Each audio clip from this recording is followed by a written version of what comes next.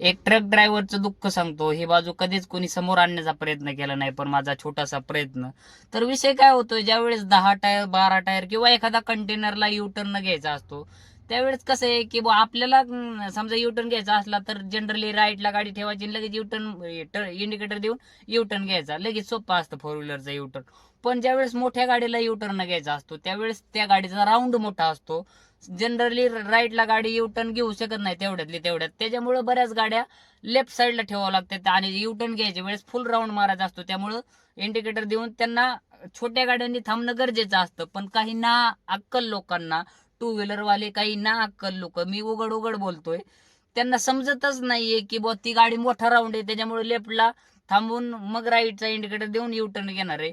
का तर बरेच लोक काय करतात, ती युटर्न घ्यायला गाडी लागली की त्यांना एक तर घुसून देत नाही तो.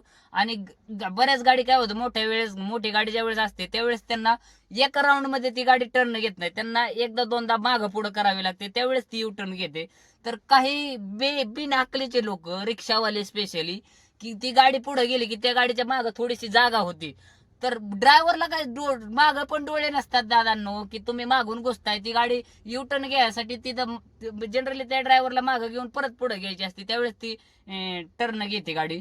तर थोडी पुढे गेली की आता ड्रायव्हरला मागं घ्यायची, तेवढ्यात टू व्हीलर वाले जागा झाली म्हणून घुसवण्याचा प्रयत्न करतात. आणि नकळत जर एखाद्या ट्रकवाल्याकडून टच झाली ना गाडी, तर टू व्हीलर वाले असे आव आणतात जस का त्यांची अख्खी प्रॉपर्टी त्या ट्रकवाल्याने घेतलेली.